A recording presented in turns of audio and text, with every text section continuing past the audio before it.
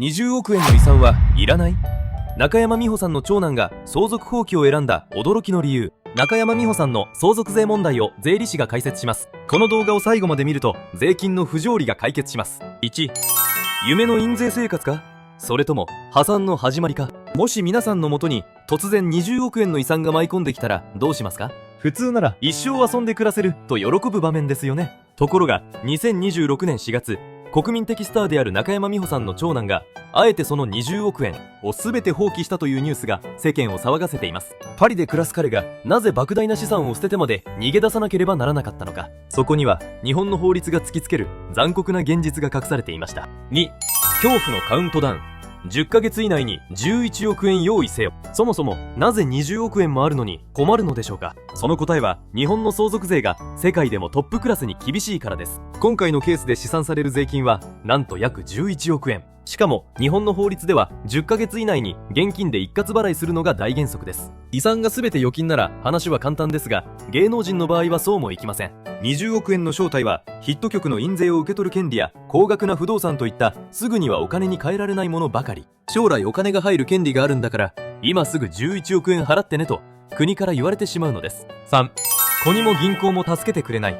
相続の孤立。現金がなければ家や権利をそのまま国に納めればいいのではと思うかもしれません。これをモノノーと言いますが、実はこれ今の日本ではほぼ不可能です。国は管理が面倒なものや将来いくらになるか不明な権利は受け取ってくれません。中山さんのような著作権や肖像権はまさにその対象です。じゃあ銀行に借りればいいかというと、数億円規模のローンを組むには厳しい審査と膨大な時間がかかります。10ヶ月の期限は待ってくれません。手元に現金がない相続人は価値ある資産を叩き売るか自腹で借金を背負うかの2択を迫られるのです。4、放棄の連鎖。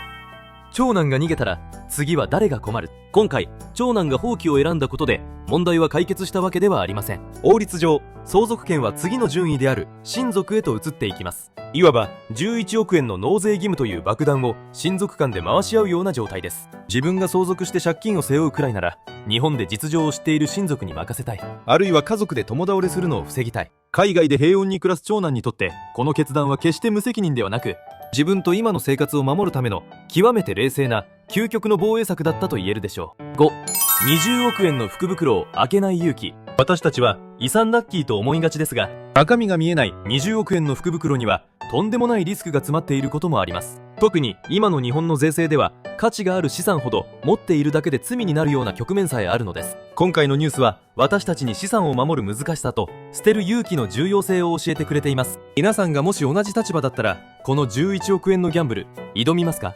それとも捨てますか？ 6、税理士が教える不条理を打破する唯一の解決策。この価値があるのに相続できないという悲劇を防ぐために私たち税理士が提案する唯一の解決策、それは生前に資産の形を整える出口戦略の設計です。もし今回のケースで対策を打てるとしたら鍵は次の3つでした。まず1つ目は生命保険の活用です。生命保険金はたとえ相続を放棄しても受取人が指定されていれば受取人固有の財産として即座に現金で受け取ることができます。20億円の権利があってもキャッシュがない。そんな時保険金という確実な現金があればそれを納税資金に充てて貴重な著作権や家を守ることができたはずです。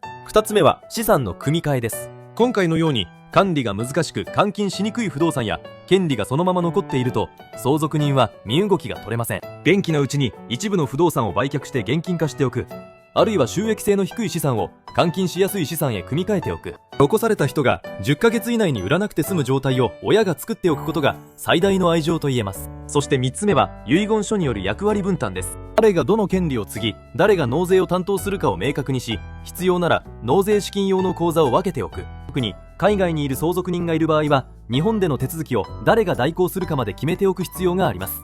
結局相続が地獄に変わるのは準備不足で10ヶ月という時間の壁にぶつかった時だけです。20億円あるから大丈夫ではなく、11億円をどう払わせるかまでをセットで考える。これが不条理な税制から家族の笑顔を守る専門家からの唯一の答えです。7、私が顧問なら提案する究極の延命策。もし私が長男さんの顧問税理士だったら全てを諦めて放棄する前にこの一手を提案します。それは延納延納という選択肢です。11億円を10ヶ月以内に現金で払うのは無理でも国に対して分割払いでお願いしますと交渉する制度があります。著作権や不動産のように毎年少しずつ収益を生む資産がある場合、その収益の範囲内で最長20年かけて税金を払っていく。これなら手元にキャッシュがなくてもお母様が残した大切な権利や家を切り売りせずに守り抜くことができます。もちろん遠納には利息のような利子税がかかりますし、国に資産を担保として差し出す必要もあります。しかし20億円の資産価値があるのなら、時間をかけてでもそれを維持し、